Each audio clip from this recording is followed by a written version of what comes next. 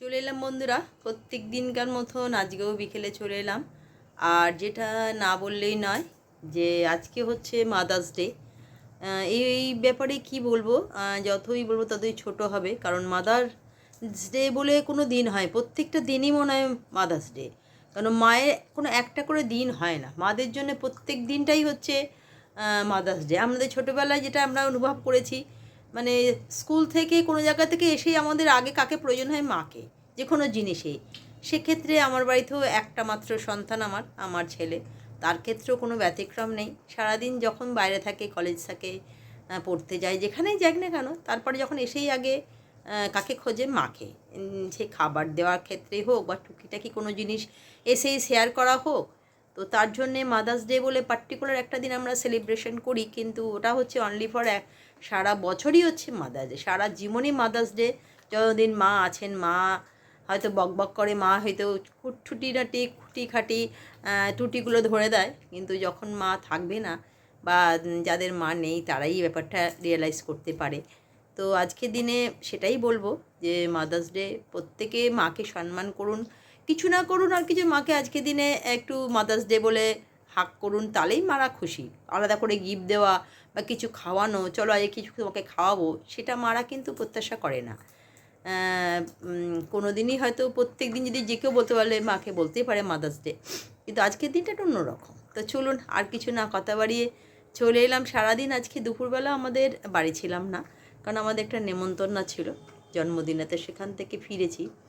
এই দুপুরের খাওয়া দাওয়া সেরকম দিকে হয়নি, তবে হ্যাঁ, যেখানে গেছিলাম সেটাও হচ্ছে নিরামিষ জন্মদিন, মানে তারা হচ্ছে কি বলবো, যেন ওটা কৃষ্ণ ঠাকুরের ভক্ত, মানে মানে দীক্ষিত, তাই তাদের বাড়িতে পনির, পায়েস এসব হয়েছে জন্মদিনে। তো চলুন, হ্যাঁ এসবই হয়েছে দুপুরবেলা।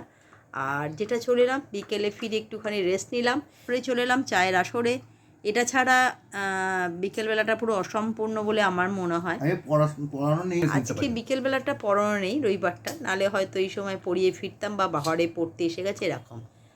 তো চলুন, বিকেলবেলা এই একটু লেবু চাটা না খেলে না ঠিক মনটা লেবু চাই টানে। আমি যাই না, বেশ 1 মাস হতে চললো এখন, এই প্রতিদিন বিকেলবেলা বিট নুন দিয়ে রচার সঙ্গে লেবু আর নুন দিয়ে খেতে এত ভালো লাগছে।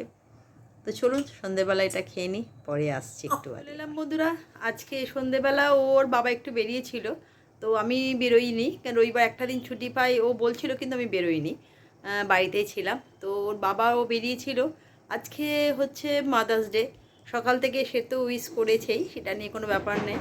আর তারপরে যেটা ওর জন্য, যা তুই যা, তারপরে ও যেটা আমার জন্য নিয়ে এসছে, দেখতে পাচ্ছেন একটা সুন্দর ফুল, যে মা তোমার জন্য এটা নিয়ে এলাম আজকে। খুব ভালো লাগলো এটা, এই ফুলটা ইয়োলিস কালার আমার খুব পছন্দের, তার মধ্যে এই ফুলটাও দারুণ সুন্দর।